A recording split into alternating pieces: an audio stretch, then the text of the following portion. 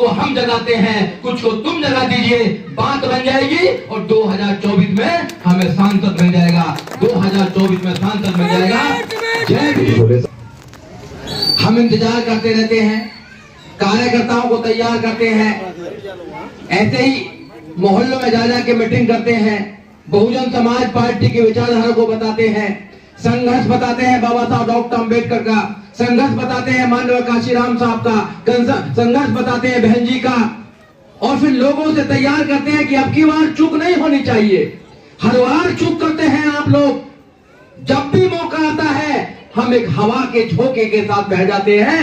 अब की बार नहीं बहना है, सारे लोग आएंगे, आपको कहेंगे कि वो तो जीतने वाले नहीं है, फलाने को दीजिए, उसको दे दीजिए, आप उनको जवाब देना कि कोई कुछ भी कर ले, वोट तो केवल हाथी के निशान पर लगेगी, अब्दुल वाहिद को लगेगी, अब्दुल वाहिद को वोट लगेगी और किसी को वोट नहीं लगेगी।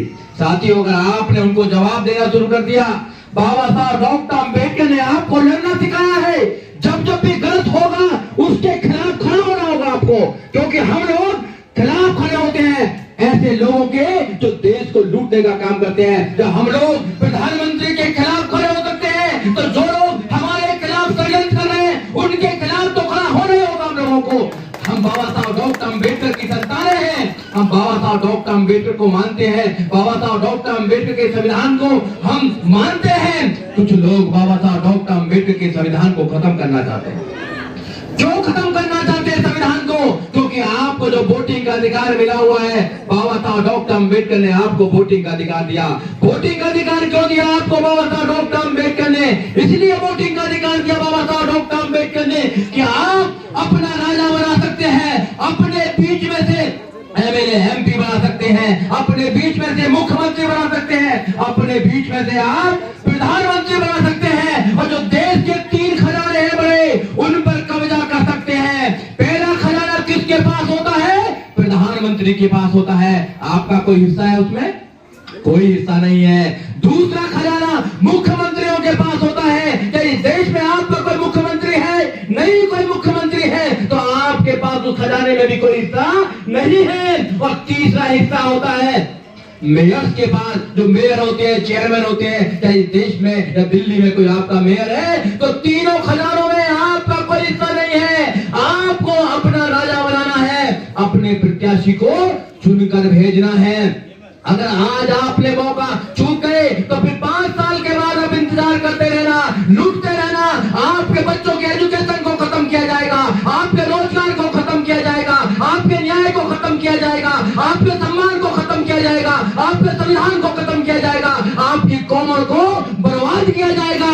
इसलिए आप लोगों को चूकना नहीं है।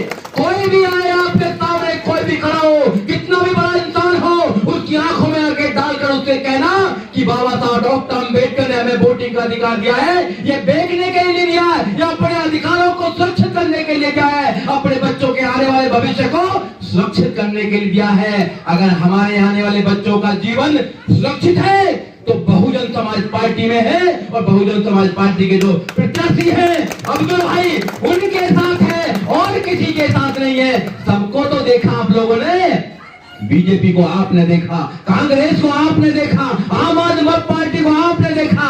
अब की बार बहुजन समाज पार्टी को देखिए।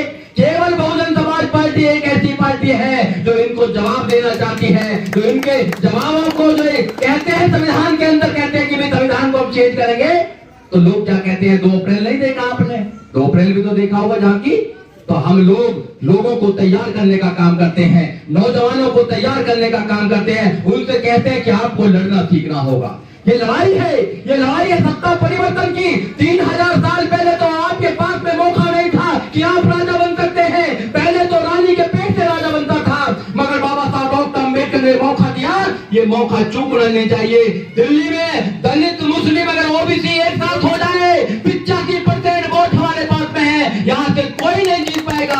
हम जीतेंगे, बहुजन समाज पार्टी जीतेगी और हमारा कैंडिडेट जीतेगा।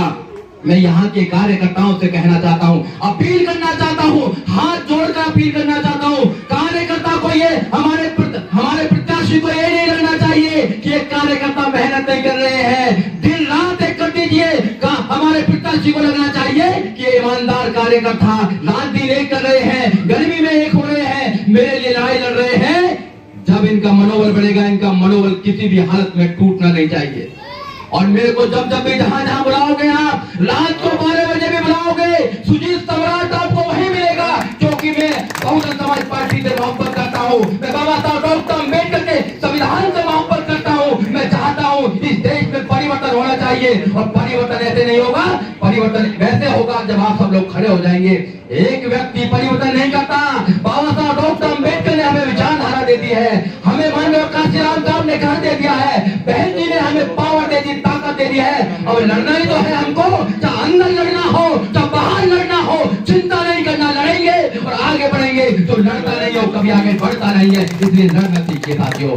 और हमारे प्रत्याशी को मैं वादा करता हूं कि अब्दुल भाई, आपको कभी महसूस नहीं होगा, मैंने उस दिन भी बोला था, जितना मान सम्मान लोग यहाँ करते हैं, किसी पार्टी में इतना मान सम्मान नहीं होता है। यहाँ आपको पलकों पर बिठाएंगे लोग, आपके लिए मान सम्मान करेंगे। आपके लिए जो 15 दिन होंगे ना, वो दुनिया के, देश के, जब तक भी आपका जीवन रहेगा, आप देखेंगे कि इतना मान सम्मान वहां मिला, कहीं मिलने वाला नहीं है। इसलिए आपसे मेरी गुजारिश है कि जो हमारे लोग हैं, हमारे लोग गरीब हैं, हमारे लोग ज्यादा पढ़े लिखे नहीं हैं, इनका भी आपको वैसे ही ध्यान रखना है जैसे एक गार्जियन का ध्यान रखता है। ये आपकी भी इनके प्रति एक जिम्मेदारी है साथियों। इसलिए वक्त कम है, जितना दम है लगा दीजिए, ज्यादा वक्त नहीं है। कल नॉमिनेशन करने जाएंगे, आप सब लोगों को वहां पर पहुंचना है। अभी बता दिया जाएगा, आपको ज्यादा से ज्यादा ताकत में पहुंचना है। दुश्मन को संदेश जाना चाहिए कि ये सलाम कहां से आ गया। तो इसलिए मैं कहना चाहता हूं, वक्त कम है, जितना दम है लगा दीजिए। ज्यादा वक्त नहीं है, वक्त कम है, जितना दम है लगा दीजिए। कुछ को हम जगाते हैं, कुछ को तुम जगा दीजिए, बात बन जाएगी और 2024 में हमें सांसद मिल जाएगा। 2024 में सांसद मिल जाएगा। जय भीम, जय भारत, नमो बुद्धा, खुदा हाफिज़ साथियों।